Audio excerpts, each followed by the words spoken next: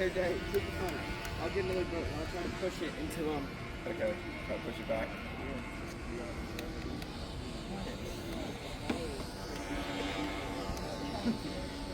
You trying to sink it? They got RV rescue boats. Yeah. Tug, go get a tug. I got one. Well, how do I turn it back? There's no battery in it, dude. Gotta get a battery. Find the battery. You gonna pedal it? It's not working.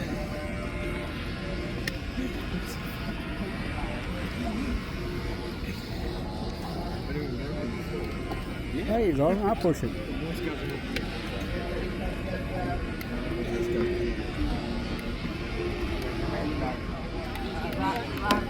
Why grab the bones? Why? Well, now I know I'm close enough over there I can get it. Okay. I'll bring it to you. You good on the batteries? Throw it died. I don't know.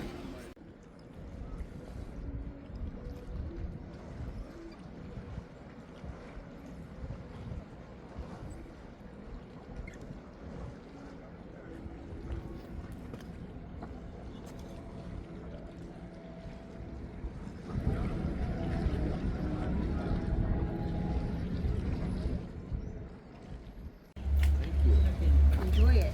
Yeah. I mean, it's been gone for like 1 day or 2 days. How's everybody doing? Good. We're looking for Bob Adams. You're looking for Okay. Bob Adams, okay? Bob Adams is on board. Stamp you up, and He's when you on go board. upstairs, Okay. tell somebody you're looking for Bob, and Bob will they take will care of guide you. exactly He's where probably right up here in the lobby.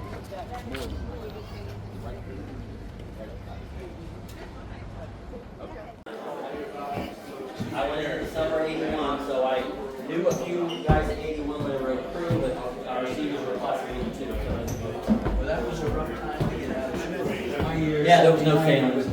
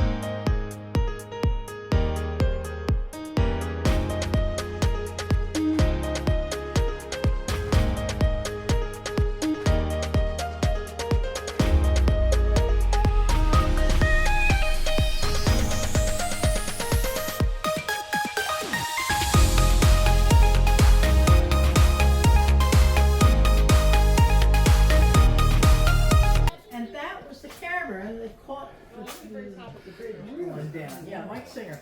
And Hi. it's incredible. And all of a sudden he's famous. Yeah. And why? Because nobody knew anything about shipping in this town. No one knew anything, you know. And he's been interviewed all over the place, you know.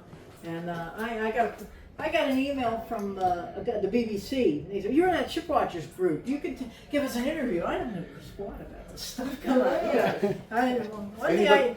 Anybody who knows something becomes an instant expert. Yeah. Yeah. And Mike was on he was on the BBC, he was on everything because nobody had even thought about the port since, what's her name died? Helen Bell.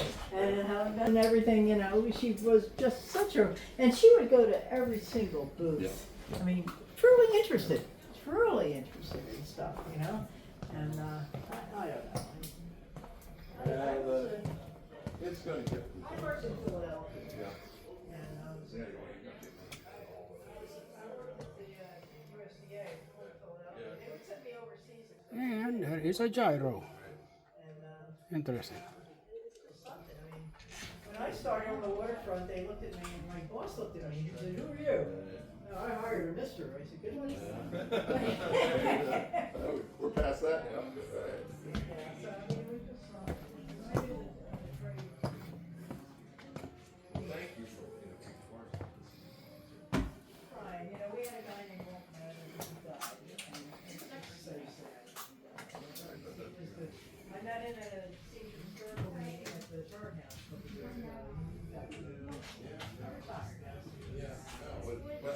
I need a sweat for our house. This is anti-clutter. That's not there anymore. Look at this. This is a whistle. So it lights up at the same time that the horn sounds. So at night you can see the. I'm right here in Okay, so good for you. Can we blow the horn? I already went and banged the bell on the back deck. Yeah, it's a little stained glass thing. I can't stand it. I have to hit it every time I go somewhere. Yeah, keep up the good work. I love that they finally digitalized that whole series for it to see, you know. Yep. Yep. Francis Scott Wow, you know what? This looks like a kid Sheldon. They have two The bridge isn't there anymore. And that the camera guy. out to sea. Where's the big camera? That is the big I'm jealous. Yeah. Every time I look for you online, I can't find you. Yeah, but see, I can go live with this one. Yeah, but I control this. I know. Yeah. Still keep up the camera guy.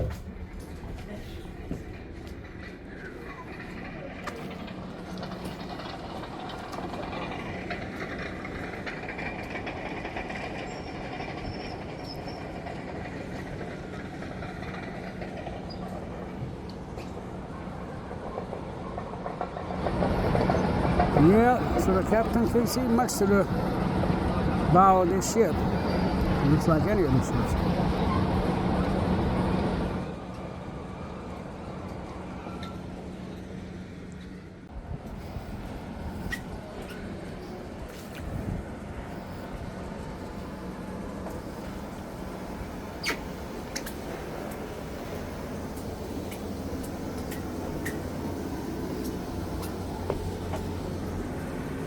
If you go up top, you'll see the bridge. You'll get. I've been watching it for weeks. Yeah. It's time. It's a couple more days. She'll be out of there. I hope I don't miss it.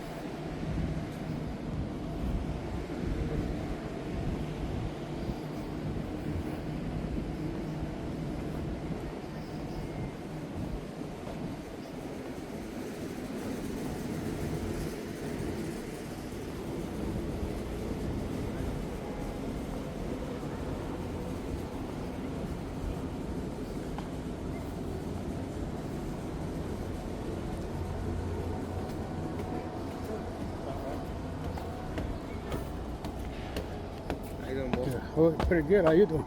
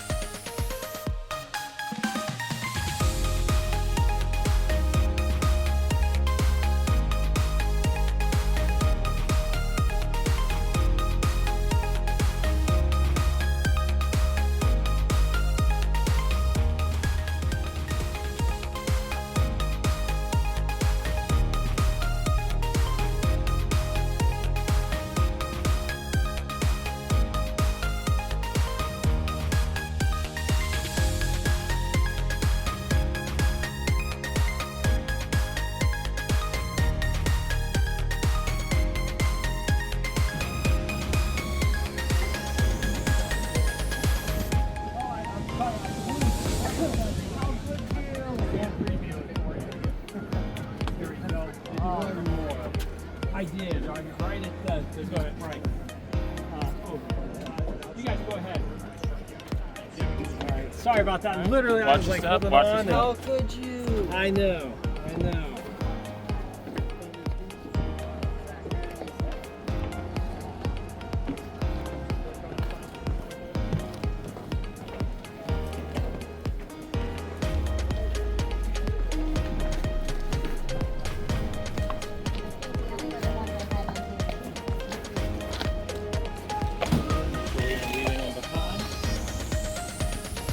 Yeah, we lost them early in the nuclear room.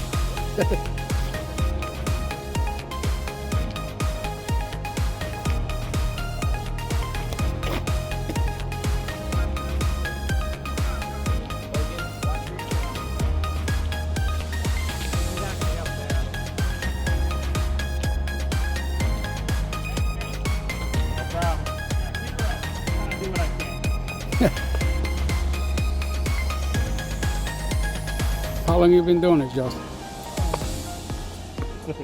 Not too long, honestly. Only about 2 years. That's not bad. You're a pro at it. Going up. Oh, exactly what we need to be. All right, I'm gonna leave you guys in the great care of the man, the myth, the legend. Steve Legend himself. Welcome aboard, folks. Welcome. I want to program Atlas for peace. He had many elements to try to show the peaceful use of nuclear power. Because in the mid-50s, what did everybody think nuclear power was? One of his ideas, I'm going to build a nuclear powered ship, send it around the world. So he built this as an ambassador ship. It was designed to represent the United States and nuclear power. You will notice that unlike the Brown across the street, which I recommend go see, or take a look at the ship over there, when the owners of those ships said, I want a ship, they're very specific to the naval architect and shipbuilder what I want this ship to do. Looking good was not one of them. The Savannah looks good, okay? Still looks good today. So it had design. You're in a cargo hold. I'll give you more of that on the way out. What else can I tell you about? You're about ready to go into an industrial environment, even in the day and then even in the decon days. So we have tripping hazards, we have low head clearance, we have, they had marvelous materials when they were building the ship, such as asbestos, PCBs, lead paint, and those are all been pretty much encapsulated, removed, or taken care of. But, abundance of precaution, don't lick the deck, don't just get the bulkhead. I was just going to say that. If you're worried about, you're on a nuclear ship, you're going to get more radiation standing out there than in here. And even in the day, because you're going to be about to be a... No, we don't need to listen to these people. You're about ready to be a very small group that have ever been inside a nuclear reactor. I mean, and and you're even getting more so today. So, any questions? My name's David. I'm with the NS Savannah Association. We are enthusiasts, and we are trying to, spread the word because we need Savannah to find a new home once they finish the decontamination process. Were you a member of the crew? I was not a member of the crew. You have to remember, the crew, last sailing crew on this ship was in 1970. It was just getting out of high school. So, and we still have some crew members come back, but unfortunately, the crew members are alive today. We're very young men. They were junior crew members, but we do get. And evidently from the crew, from its days as a passenger ship, a passenger cargo ship, which was a thing, if I'm repeating myself, in 1957 I sailed on a passenger cargo ship. What happened in 1960? Jets. Exactly. More people crossed the Atlantic by aircraft than by ship. The days of the liner service was gone. So they operated as a passenger ship a little over a year. They had passengers, then it was strictly cargo. It also was a training ship. They thought there would be more of them, so they were training nuclear officers on the ship. So, questions? So you mentioned that Savannah is looking for a new home, so it's not going to be able to stay in Baltimore? Right. I mean, those of us locally would like Baltimore to become its home, but they're publicly advertising this ship, trying to find an organization that would take it over as a museum ship or some other, purpose, to keep it alive. It is now owned. It has always been owned by the Maritime Administration, and they would like somebody else to take it over. Because on the way here, I was thinking, I said, we're pretty much in an industrial area, and no tourist is going to find it unless you specifically searching for it. And I was thinking maybe like closer to the inner harbor or somewhere. So yeah, it would have to go someplace else. This dock has a short future. Even the Brown is looking for a new home. There's been some talk of maybe a Baltimore Maritime Park that the Brown and the Savannah and some other ships could be a part of. But that is in the future. Do we have a late joiners here? It's 11:20 tour group coming in. Huh? 11:20 tour groups coming in. 11:20 tour group. What group are you in? 11:20. 11:20? Oh, 11:20, you're supposed to meet in the lobby and we're supposed to bring you all down here. Okay. So somebody else brought them down, so I have more people. All right, this is your group in here. They're already down. Somebody brought them down early to tell us. Come on aboard, come on aboard. All right, from my my late arrivals, I'll try to feed the information in later as we move on. My name's David. I'm with the NS Savannah Association. We're going to take you on the nuclear containment vessel. Repeat the safety instructions. You're in an industrial environment. I've got tripping hazards, low head clearance. When they built the ship, they used marvelous, wonderful materials like asbestos, lead paint, PCBs. It's pretty much been remediated, but please don't lick the floor or kiss the bulkheads, okay? And your questions are invited. So you're in a cargo hold. I'll do my cargo hold spiel on the way out.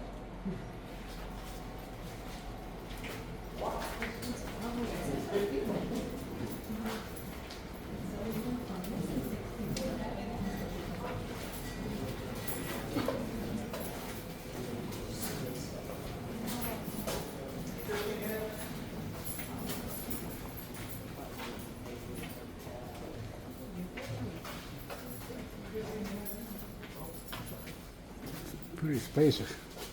What's that? It's got pretty big space in here. Yeah, it's not bad. I guess if it's all for cargo, not humans. Seems so new. I should not tell the ships we usually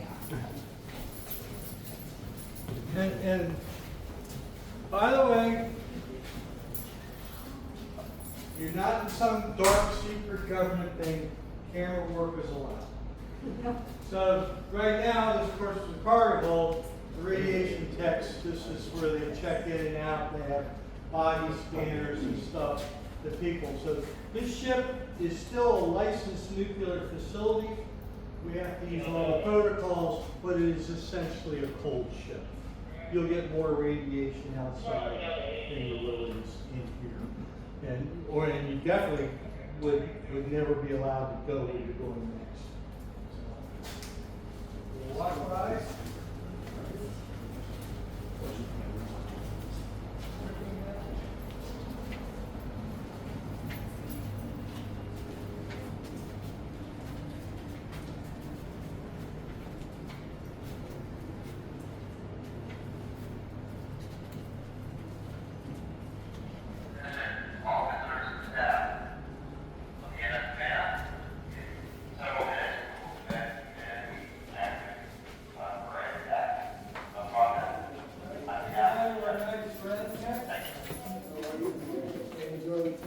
Most of my tour guests have come back out. Hey, that's what.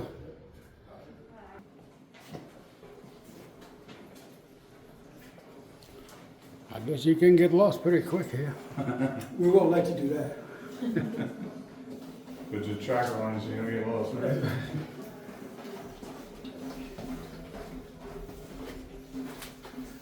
Down in the hatch.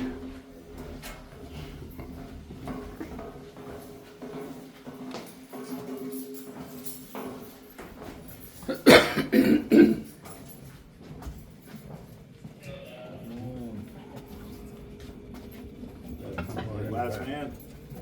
Going in the back. Looks like it is. All right. Very good. So greetings, welcome. My name is Scott Kinner. I'm the Radiation Safety Officer for the NS Savannah. Where you're standing in now is the entrance to the containment vessel where the reactor is housed, or what was once the reactor. It's not exactly operational anymore. So I can stand here and I can tell you all about it and show you pictures, but it's better yet to just stand right beside it. So follow me, we're going to hit right in. Go ahead. Mind your step as you're coming up. So when it's rubbing, you can see this is all shielded.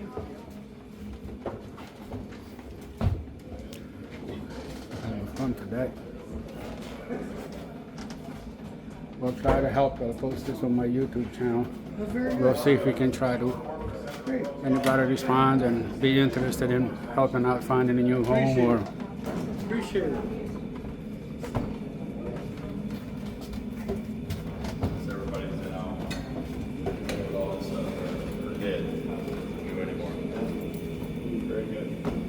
So again, what you're seeing in front of you here is the remnants of a 74 megawatt reactor. This is where the fission process took place, the splitting of the atom, released heat and energy. That heat was used to heat water to steam. The steam would then go through these steam drums and generators and be pressurized to go then to the engine room, this high pressure steam that would turn the turbine, which would then turn the screw. There would be a propeller at the end of the screw, and the little boat gets to go through the water. That's a simplified version of that entire process that people spend tens of thousands of dollars going to college to learn about. Of course, there's a lot of moving parts in between as well. But your electrical generation, is that steam driven? What's that? The steam, electrical generator, is that steam driven? At one time it was, but not now. Now it's all shore power. Yeah. How many megawatts did it produce? 74 megawatts thermal. So pretty small compared to what is out there today. I retired from Peach Bottom Power Plant. Both our boiling water reactors produced right around 3,400 megawatts together. That's enough to power New York City for the next 20 years nonstop. So this could power maybe half of Baltimore City nonstop for 2 or 3 years, back when it was operational. 74 megawatts isn't so much, but for a ship, that was quite a bit. So a couple of the components that are left, a lot has been taken out over the years, especially over the last 2 years or so. This ice cream cone looking thing in front of you is actually 2 components, one on top of the other. The bottom part of it is called the neutron shield tank. The top part is the fuel transfer tank. So the bottom part is where the actual core was housed down inside. It's all hollow inside now.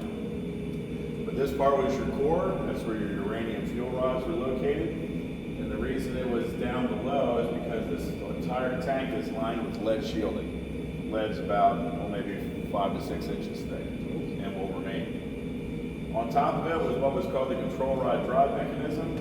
That's where the rods were inserted in and out of the core to increase or decrease the neutron flux, thus to increase heat, power, and steam.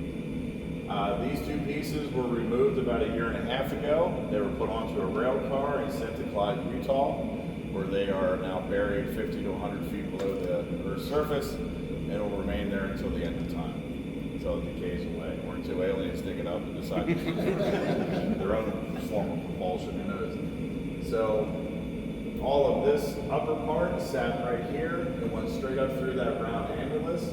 Above that is the hatch that goes out to the weather deck and out to the world.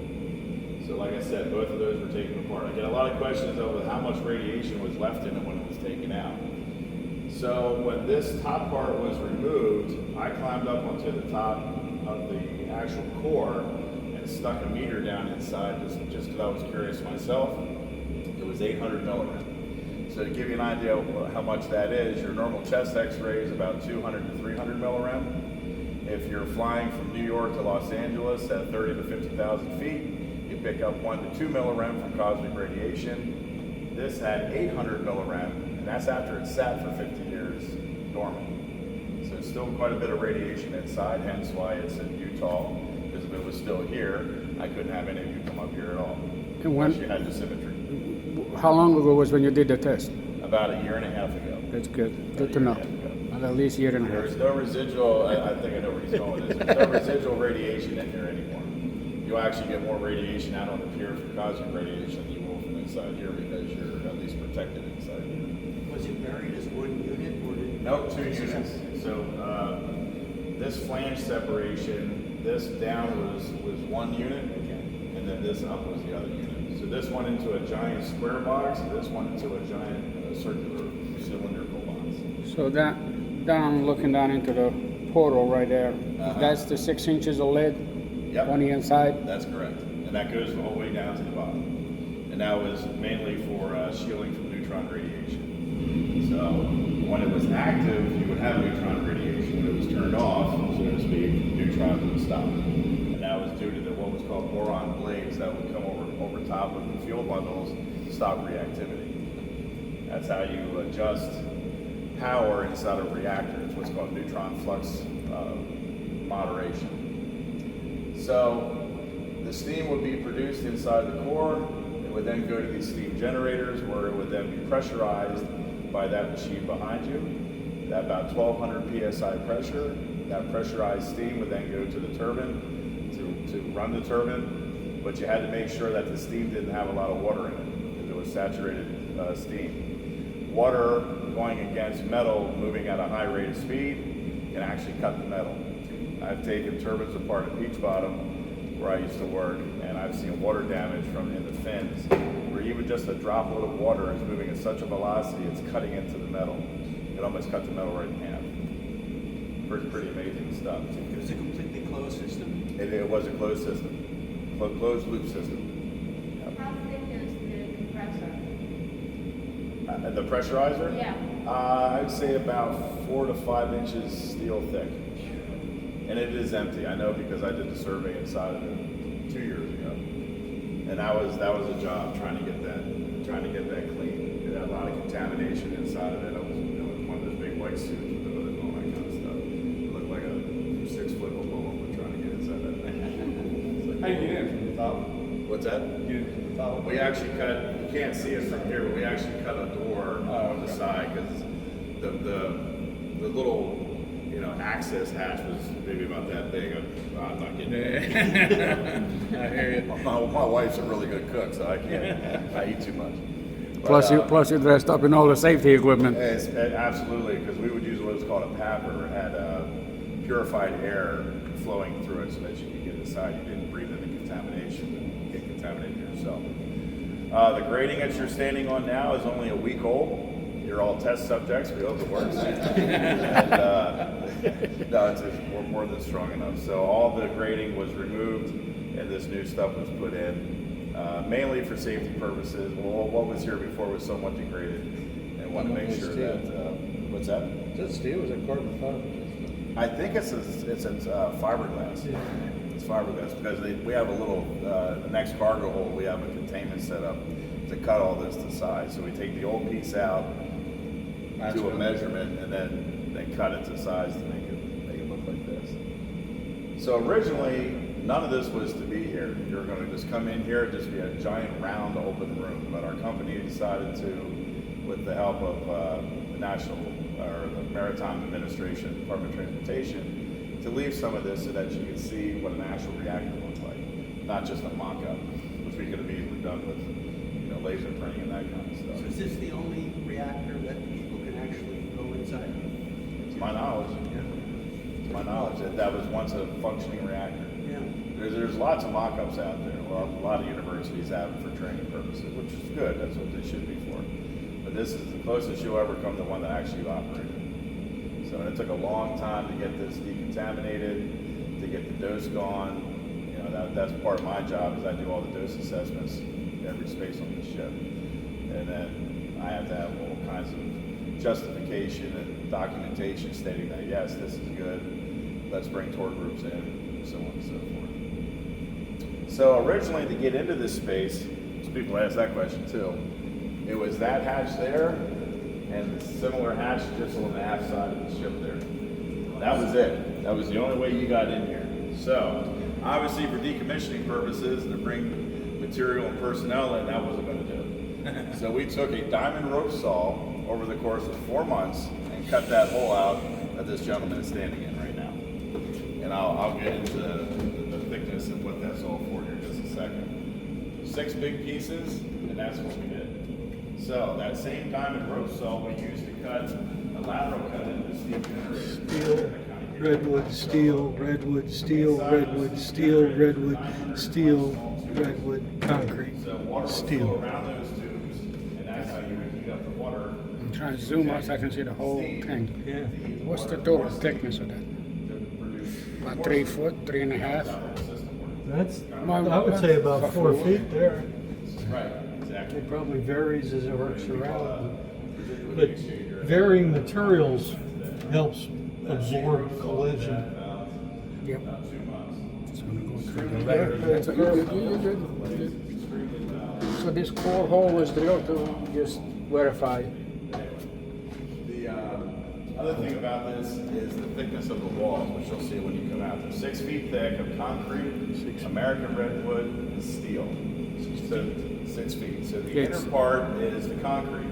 The concrete was used for protection, but also for protection from gamma radiation. So if we didn't have that, the gamma radiation coming out of this would have been enough to, I guess, turn you into a green rage monster. That's a TV show. But we did that for protection. The steel and redwood is actually a shock absorber. In the case if there's a collision or an uplift, depending if you're getting hit or you're doing the hitting. But either way, it was used as a shock absorber. Very similar to what this mechanism here is for. That's called a snubber.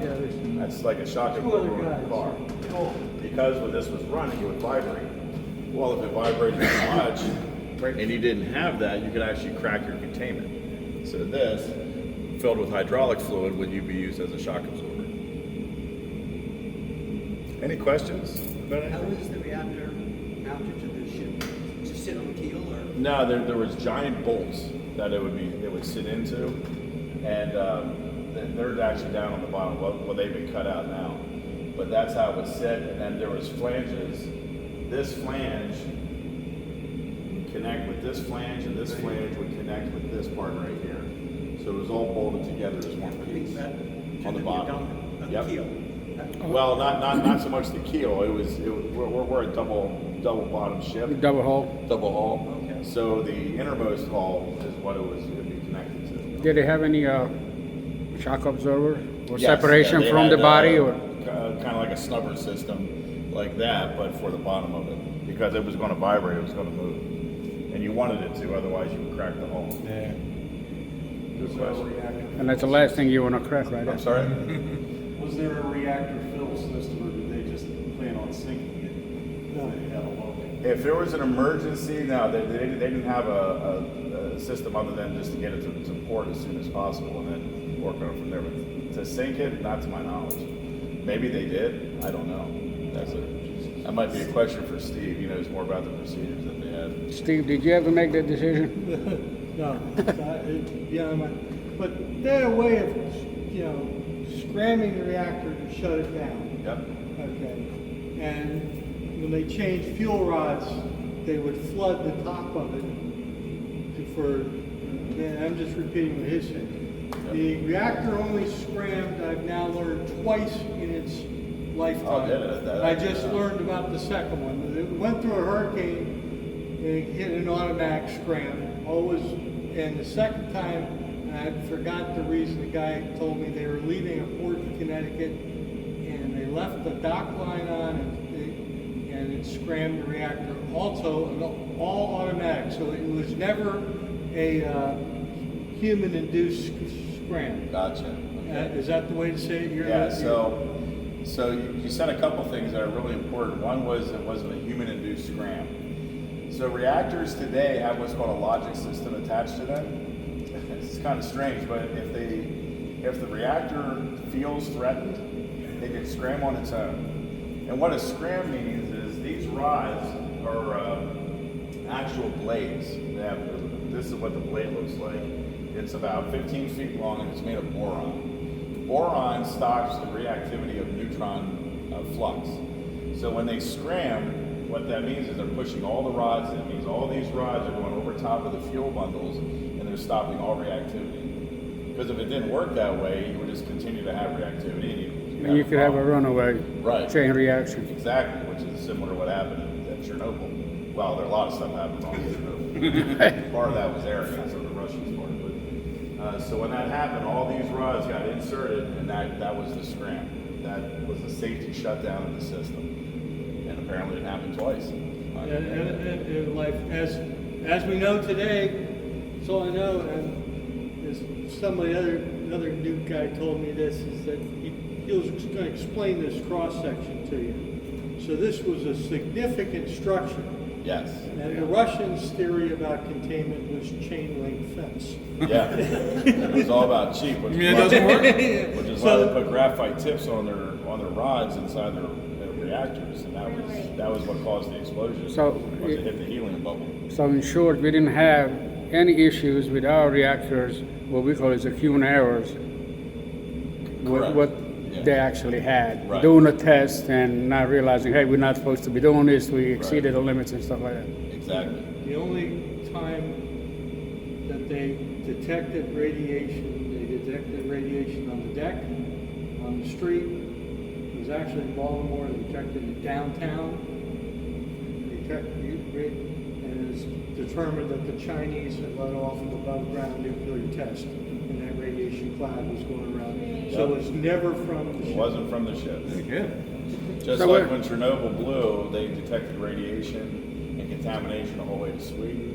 Even I think parts of New York Yeah. detected some of it. Yeah. That reaction came all the way across the globe. When I'm from Hungary, and it came all the way back to Hungary, and I know that they were cleaning up the fields, Yep. Really? the Yeah, crops and it stuff, got up to because the it, upper atmosphere and just followed it. yeah. And it just goes around. So a lot of crops throughout the whole, globe got buried because of it. All right. I mean, I'm old enough to know about the promise that was presented about nuclear power. What happened? So for the Atoms for Peace program, what this gentleman is referring to was to show the world that we could use atomic energy for something other than running warships or blowing up cities. It was used for peaceful purposes. That's the whole reason why this ship was ever built. Actually, 4 of these were to be built. Like I said before, it was cost.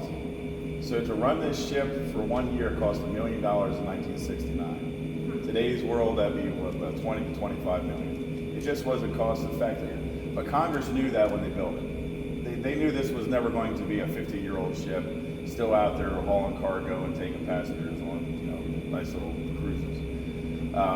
It was a statement. It was to show that it could be done, and it was.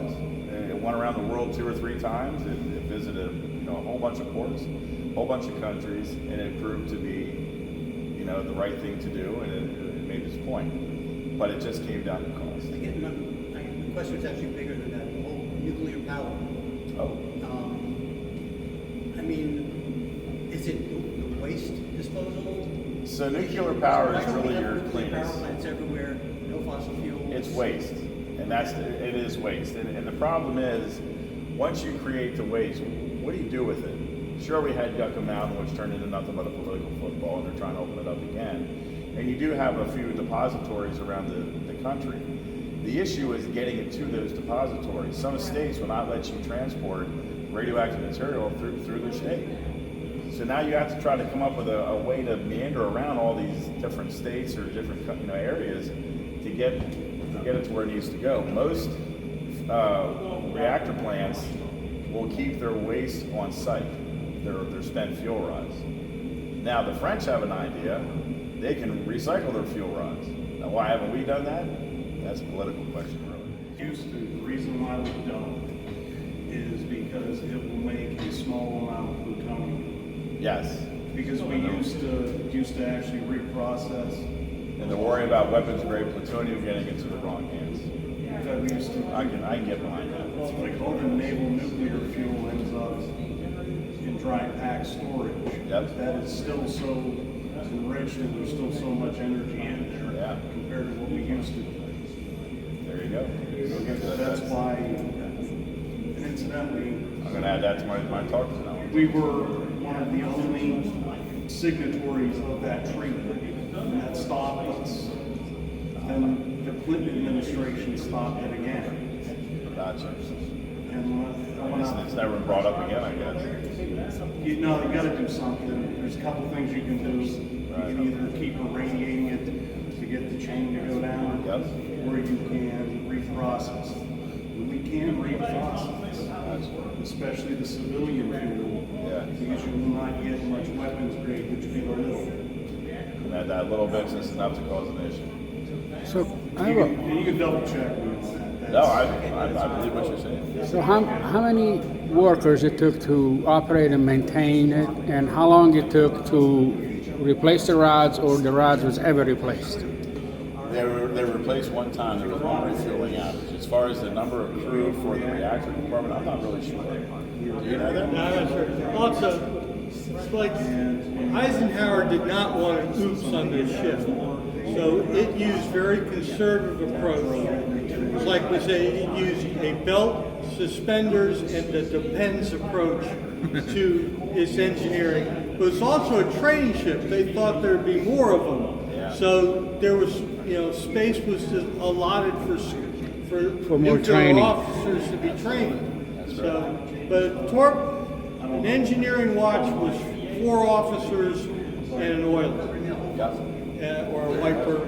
Actually, I didn't even know that. My answer my question. Can I get up there and shoot it here? What's that? Can I step up and shoot? Oh, absolutely. Yeah, just be careful. Just don't go beyond it. No, I'm not. This part. Bucky, too, as he comes on, you catch him every now and then. Yeah. But he was in the Coast Guard. Look at CFCs. Right. But the Coast Guard was lobbying for a nuclear space. Yeah, that's right. That's right. I do remember that part. Please feel free to take pictures and video. This is not a military stealth ship. You know, we want this, you know, to be enjoyed by everybody. So please, I will like post. said, the closer you're going to get to a reactor, to take lots of pictures. I will post mine. As I told him, I will post mine on YouTube, and hopefully you get some response to find a new home. Fantastic. Thank you very much. Thank you very much. Yep. Please enjoy the rest of your day. Enjoy the rest of your tour. You're very welcome. Oh, you're welcome. You're welcome. Good information. I'm going to use that in my talks. I appreciate that. The other one that you want to get in was to New York. That's true. Yeah. Okay. I don't know if you get quite as close as this, but You can stand up, you can actually still stand right up on top. right on top of it. Wow. I'm trying to keep everybody out of the camera who doesn't want to be in it as much as I can. Oh,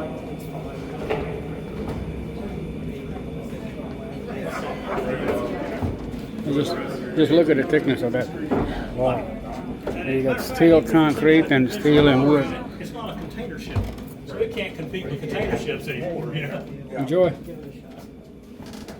That's fine, we're talking about some other stuff out here anyway. Is that it? They're still coming. A few more. Everybody else, anybody that didn't get there will be vaporized. I like him.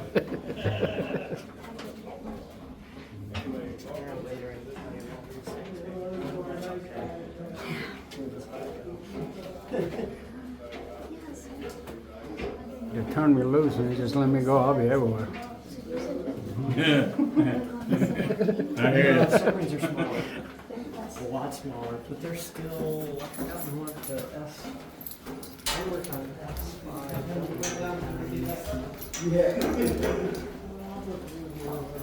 Take a guess. I made it through. All right, good job, good job. Made it back up. Take care.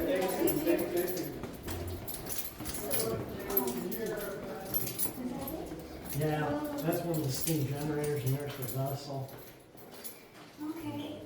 So, But see, there, even this, there's stuff already missing. Sorry. Ooh.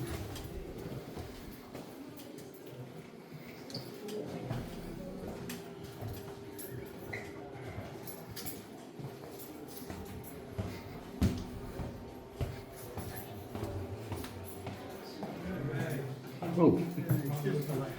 All right. Actually, this area, The one thing, this ship is a time capsule. Yeah. no doubt. Anyway, you're looking at the engine room through the engine room gallery. Now, this gallery existed in the day of the ship. You didn't have this in a merchant ship, but this was an ambassador. They would bring people down, show them the engine room through the gallery. The colors of the equipment are special. Why? What medium were they shooting in that time of day?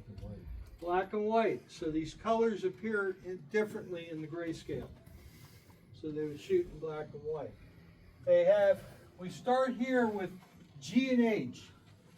G being the high pressure turbine, H being the low pressure turbine. In steam power, you try to get as much work out of the steam as you can. So you bring in the high pressure turbine, you spin it, and take the exhaust steam from that, spin the low pressure turbine. It goes down to, you have 2 unit Fs there. Those are reduction gears because turbines spin at a high speed and that slows it down. Those 2 units meet at a bull gear, which then drives the prop shaft. And if you go up the main gangplank into the Savannah, if you didn't notice it before, notice that there is a piece of the bull gear. the bull gear on another ship which had the same power plant broke, and Savannah had been laid up, and so they came and took it out of the Savannah. Thank you. So, also, notice say you're the from ship, Hungary? you know, sit there, oh, the ship is nice and stable. Been here Look at since the chains in 1985. front of you. Oh yeah. So this ship is moving ever since. I like to hear there. Well, My you daughter, should. my daughter was there last year. She So told me we're about it. making I definitely steam want power to for propulsion. We're using Well, do that. steam to power Think I will. generators. I'm going all over this Steam country, to so power go. As well, right? go check out mine. You'll love it. Yeah, I'm sure. And one of the big key things is when you're running a steam plant, you want very any scale or anything like that is bad on the system. So we have distillers, and if you're making good boiler water, you have great drinking water. So this ship was known by the crew of having great water. That was hot and noisy space to be in.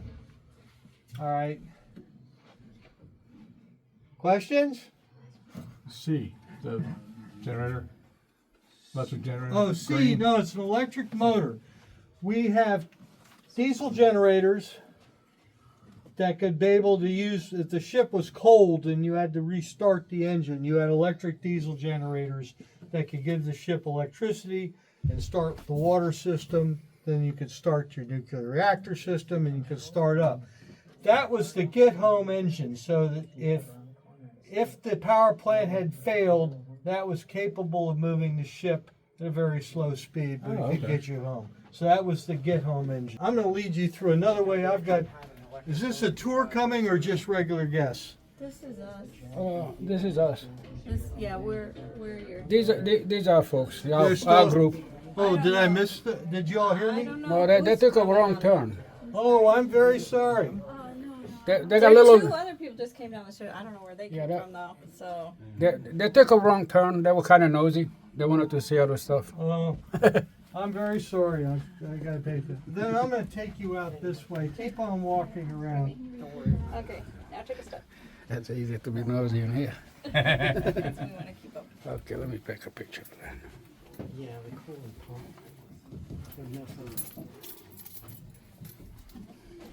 And then go through that passageway, turn right.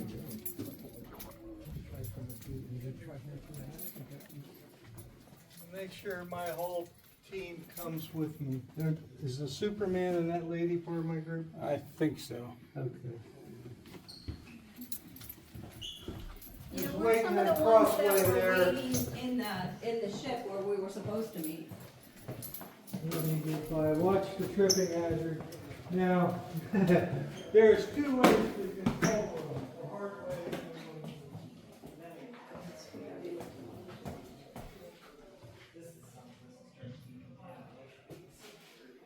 It's a bunk for two.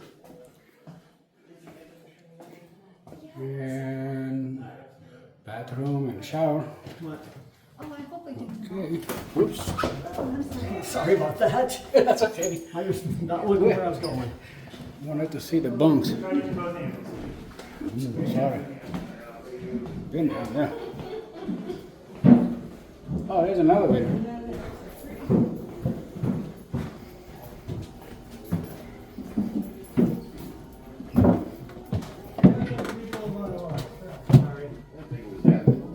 those of us that watch your head coming down here. Baxter, I think you said earlier, we never want to hear that term ever again. Well, we know I don't want to hear boom either. all the traffic protects. Not only will the format permanently impact those involved.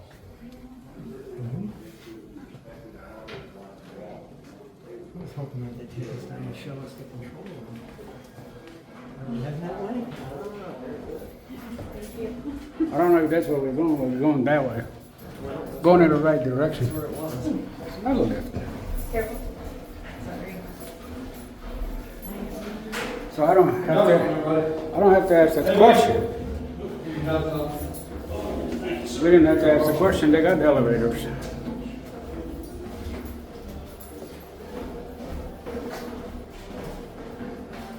think I got the gimbal confused. I keep turning in a circle.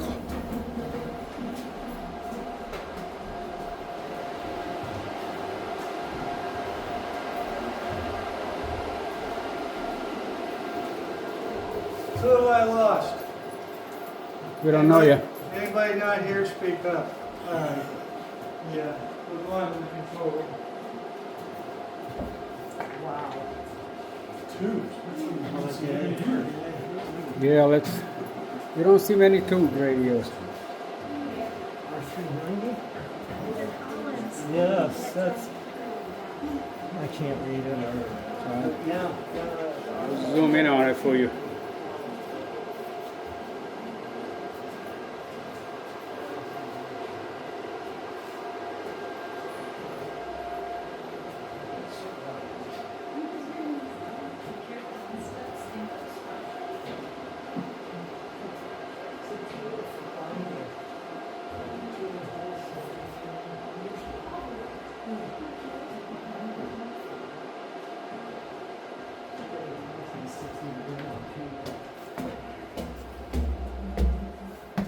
No, switch here.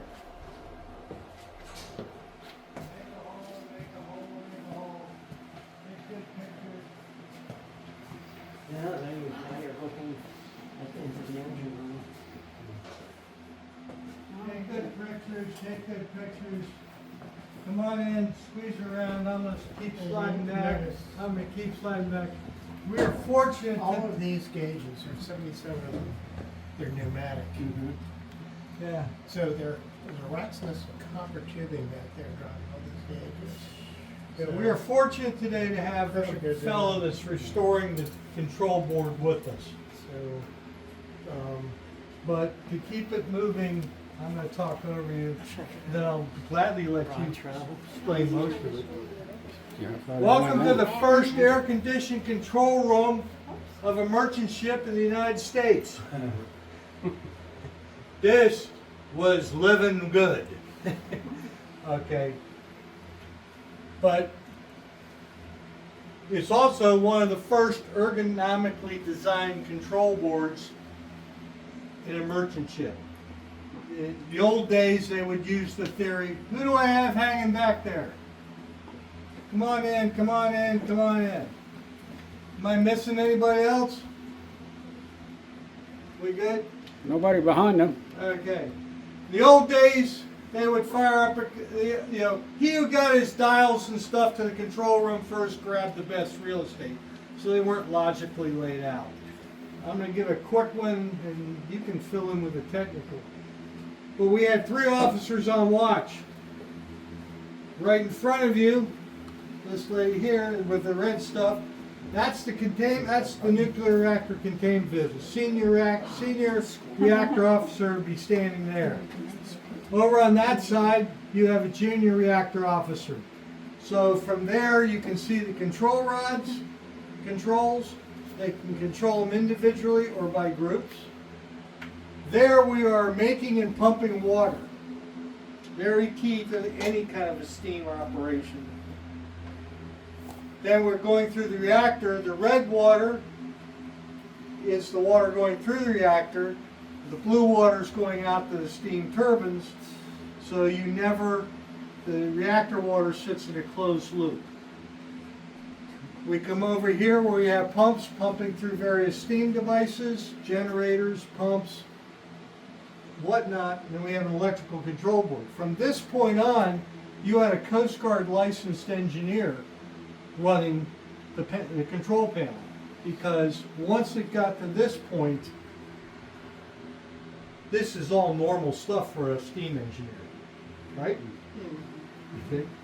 And so that's my top. We have a fellow here who's restoring this thing, so I'm going to let him give a couple 2 cents here.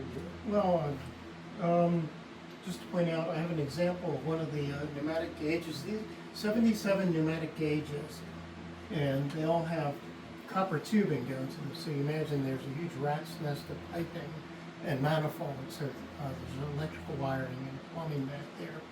So gauge has inlet ports, and the pressure moves the board onto which drives the needle up. So they're all mechanical or pneumatic. You can see in, well, actually back there, when the white pipe, you see a sort of a bluish box, shoebox size, that's a thermometer.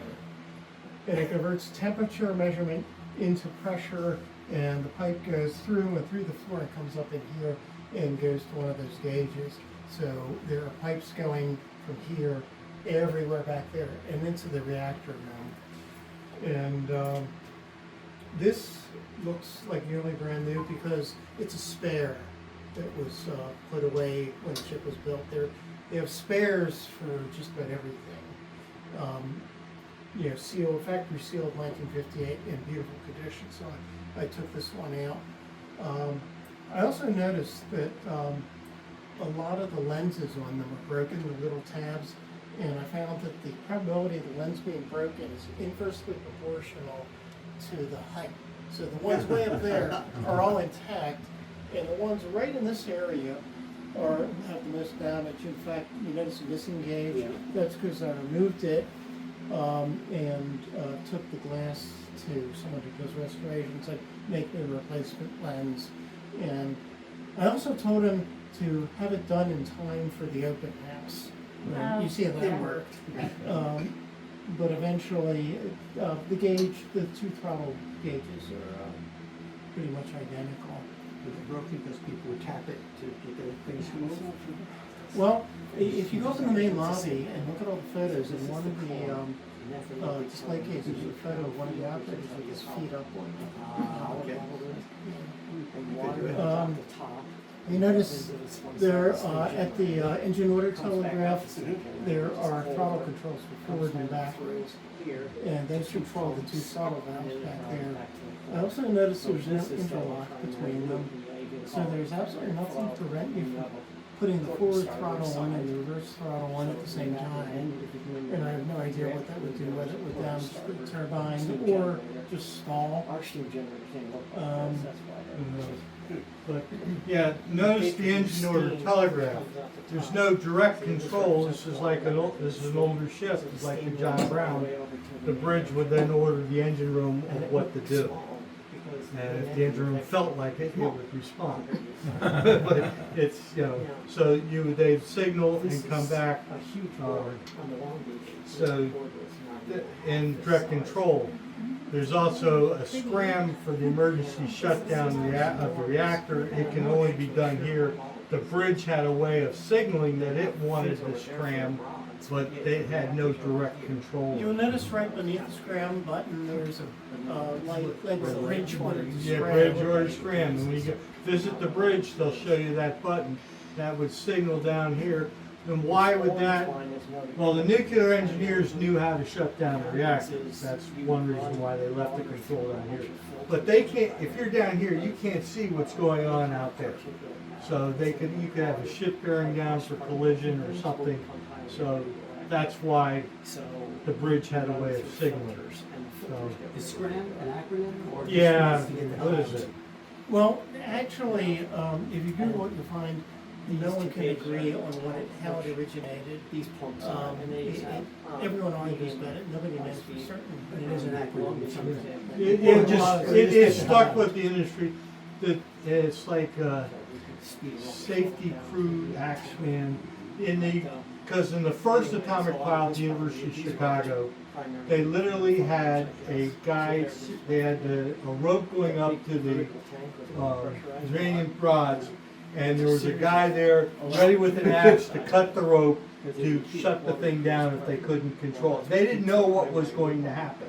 So somehow that action, and that's the story, and we're sticking with it. So, any questions about the control room? For your throttles, were they governed by speed so you didn't open them too fast? And then if you did, how would that feed back to the... Well, okay, way back there are a couple hand valves which you'll probably see, and they have electric motors that operate them, and these fiddlesticks operate those motors so they can only open at the speed of the motor. And then there are the two gauges there, that show you the valve position. So they actually correspond, you see those X's there that are yellow, those are the two valves. So you got one that goes to the high pressure and low pressure turbines that go forward, and then one goes to the reverse turbine that goes backwards. And then the steam goes into the condenser and it turns back into blue when everything goes back to If I get it open at too fast, it'll do the reactor NI, and then the reactor feeds back with its own automatic scram. So I'm just wondering how. Well, that's what these engineers are for. The steam, that's the secondary steam loop. Well, that's not the boiler, so what you're doing doesn't immediately affect what's going on in the reactor. The red, all those red lines, that's the radioactive water, which is. But your point is that this is asking for too much power. Yeah, if you ask For it too much power, it pulls the plant. well, it'll put a drain on the plant, because Bucky, have you ever been around Bucky? Yeah. Okay. Bucky's a retired engineer that comes here periodically and gives us perspective. But this starts asking for more power. These guys over here in the nukes have to start producing it. So they start, doing the thing with the rods. And he described the situation in which he was redlining the engine, and it took him a while to bring it back to normal power. So yes, if his question is, if you're asking for too much power, then these guys have to do it. And you could eventually stall the thing. I don't know what would happen if you couldn't keep up with it. I imagine the steam pressure would just, the gauger would just Drop drop. What happens is you take heat out of the plant, and when you take heat out of the plant, the water goes cold, becomes a better moderator, and it does it automatically, so your power follows the heat. Again, if you do it others too fast, your demand goes up. So he Well, was asking a question. I would think it's a good deal safer to let the reactor cool down a little bit than to get too hot. The water's coming out of the generator. Anyway, we're going to move on because keep tourists from jamming on us. But we do have a lot of power plant people that come through this place and they look at this board and go, this is what I deal with. So this was kind of like an early power plant board that you can go into a power plant today and the guys will go, oh, this is all very familiar. No engineers could be colorblind, right? So Yeah, you you're put colorblind. the rods to control primary temperature and everything else will follow after that. I'm actually here to do the same thing. No, I just want to shoot the console. You are standing on the original asbestos floor. It's also contaminated with PCBs, but not quite up to the day. This is a pneumatic gauge. Identical to all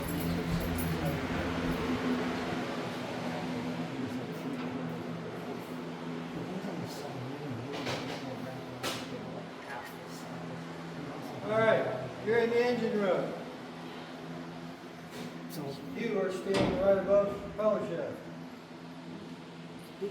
Driving through. It was noisy and hot in here. Air conditioning is a blessing. We have diesel generator, not diesel, steam generators. The light blue stuff, we're making clean water. We have our turbines, reduction boxes, air conditioning compressor. You can't see it with the tube. We have a degasifier that would take the water. One thing when you get into the water, especially high pressure water, you don't want any gas in it. Or taking all the air out. Somehow to the main shaft. Any other good news? Any other comments? Is this the heart of the ship? And it says the reactor is just over there. Anything in here, if you're an engineer, maritime engineer, this is all standard stuff. Yeah. Huh? Yes, they took all the asbestos off. and repainted the colors that it was. Yeah. You have several departments in a ship. You have the engineering department, the deck department, and the stewards. So when you stop, Okay. There's a subset of the stewards that everybody is nice to. These departments can get rather competitive.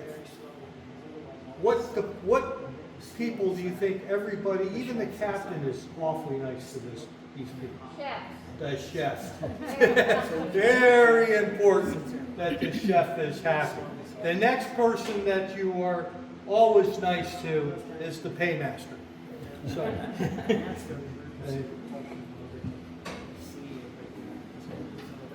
and when you go through the rest of the ship,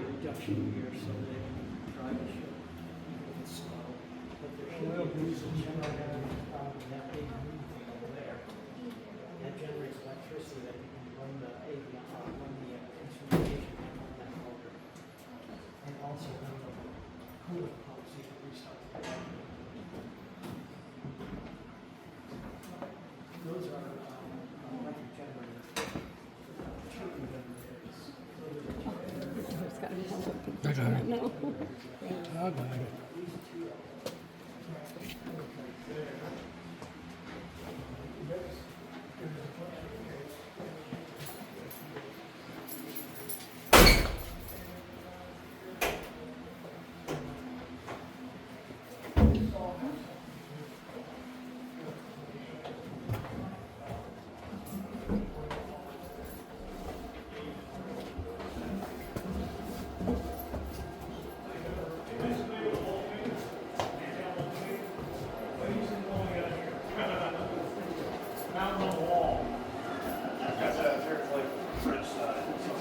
all right. We're going to continue now.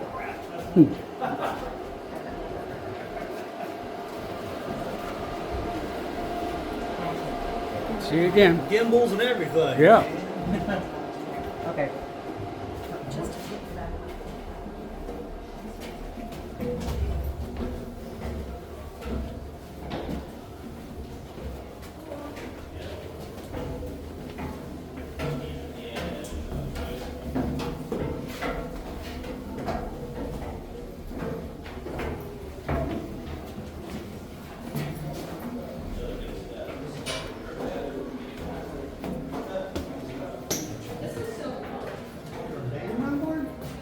We have a nice sound system, don't we? Oh, okay. I didn't know it was real. They're doing a Maritime memorial ceremony. Okay. You have the color guard.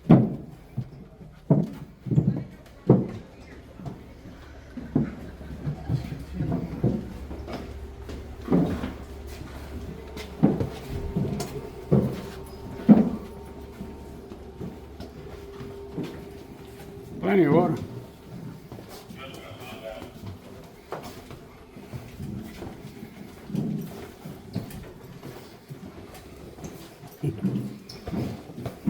While you're down this far, you might as well look at the ship's laundry. Ah, you got a laundry room. Cool. This will save you a lot of steps. Those are stacking up the lids. Lids, okay. But they-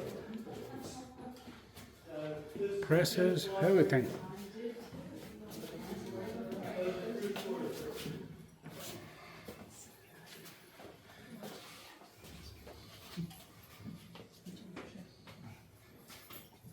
A lot of that stuff is steam powered. Yeah. And then you've got one of those machines to press your sheets at home, right? And underwear.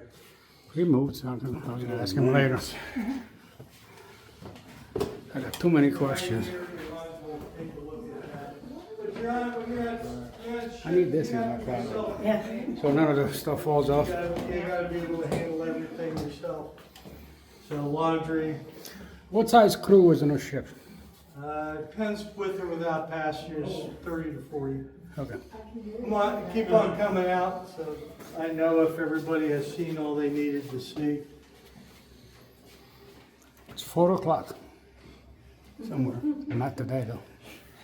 We had a fellow, because those of you who are old, they had a central clock that would... You're the youngest. Yeah, and that would run all the clocks.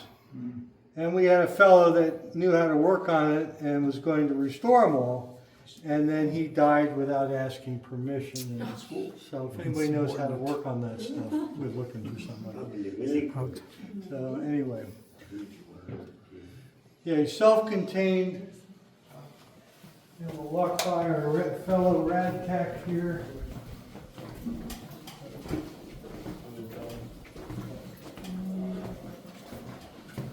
Yeah, wave to the nice rad tech. Hi. How you doing? How you doing? Good, doing very good, thank you. Go up.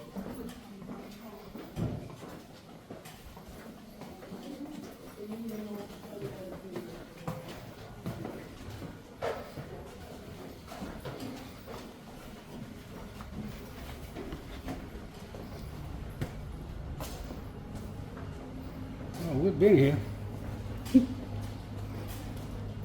Making sure. I have most of my guests have come through. Minus 10% is good enough. Yeah, close enough. As I tell people, if you see a guy walking around with a glaze on him, stubble beard, he was on last month's tour.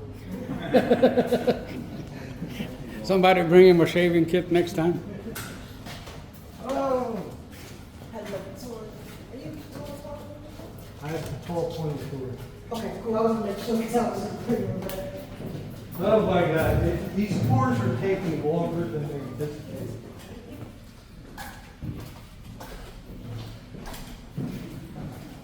Are these my 12-20 people? Yes, sir. All right.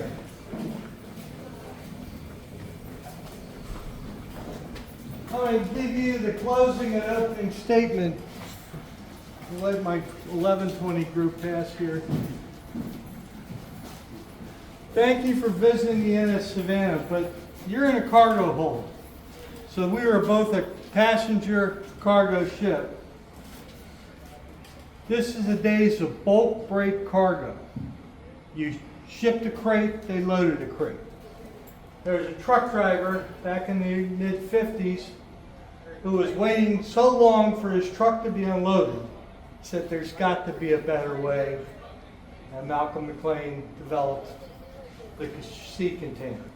Went on to build Sealand Corporation, was a very successful man. Please let her. Sorry we're late. No We problem. Missed the boat. No problem. It's a double Because charge. this is the opening and closing statement. Let this other people come through and get this shtick up. That's the rest of my group. Well, I've got a few more coming on. Come on aboard. Anyway, Mr. McLean developed the Get out of the way. container Sealand Corporation, later bought by Maersk Lines.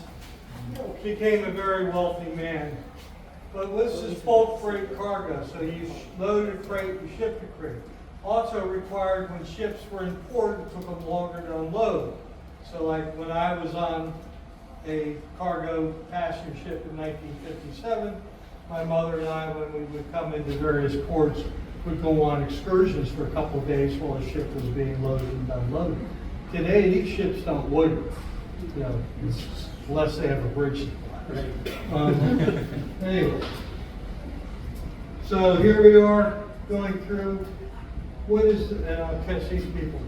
There's a term FOB that you have signed in contracts. What does that FOB stand for? Free on board.